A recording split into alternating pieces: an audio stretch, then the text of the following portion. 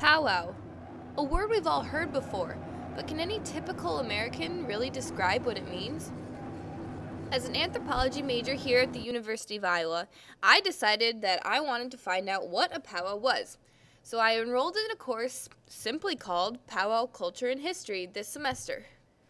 And our reward for finishing the semester was attending an actual powwow in April.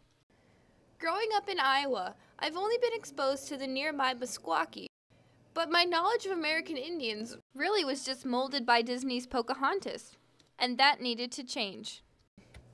Thankfully, we had a teacher who was a powwow dancer since he could walk. In the syllabus, I said you guys we might have some quizzes, so just a friendly reminder, it's probably getting to be about that time. So we also got to work with members of the American Indian Student Association, or ASA, here on campus, and their powwow committee. This is actual, authentic Lakota popcorn here. They're MySpace, and they have like CDs and stuff. During the first couple months of the semester, my favorite part of class, our teacher, Stephen Williams, brought in pieces of his dancing regalia so that we could understand each detailed part of the outfit. And the first up, his bustle. So this is what we call a traditional bustle or swing bustle, and everything is really for movement with these bustles, with a swing bustle. And so you see that when you put this on your back and you dance, see, even the way you move, everything's going to look even more movement. See, when you have this on, see, and the way I was taught, you make it so that it imitates the bird. He went on to tell us that each dancer typically makes their own outfit, and no two will be the same. I had a dream about it, and in that dream, I saw that eagle taking off like a lightning bolt. And that's what he looked like. See, in my dream, he looked like you could see his head, but the rest of him was like lightning. He was just taking off. Some people's are actually one piece, so they can't take them apart. But see, I made it all like this, and then what's really nice is the way these are, you can just roll them off. And I usually do, most of my bustles I use thread, and I do really intricate thread work, so they'll be like geometric designs.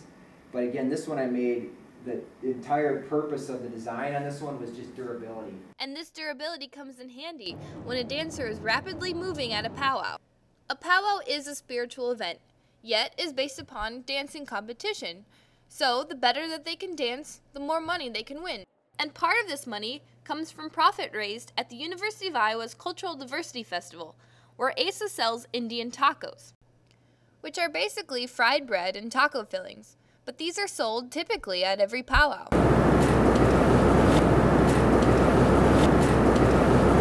A lot of timing and actually experience goes into it.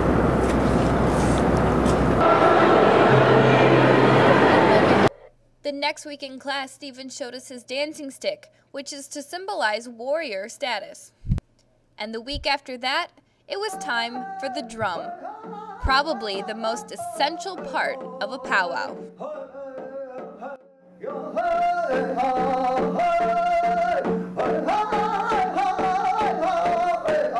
Once you go through that whole thing, that's what we call a push-up. We also call it a start. And the reason we call it a start is you start it again, right? So they'll say 4 starts, which means that whole thing 4 times. Dancers must be able to recognize the beats of each song and keep their feet in movement with it. That will get them extra points. So you guys, are we getting this? Like, so when you guys go and listen to the drums at the powwow, you'd be like, oh, you'll be able to, hopefully you'll be able to say, oh, lead, second, right, okay. Understanding the importance of the drum was easy, but the hardest information to remember were the details of differences in outfits. Regalia depends on age, gender, tribal affiliation, dance categories, status, and the dancer's own taste.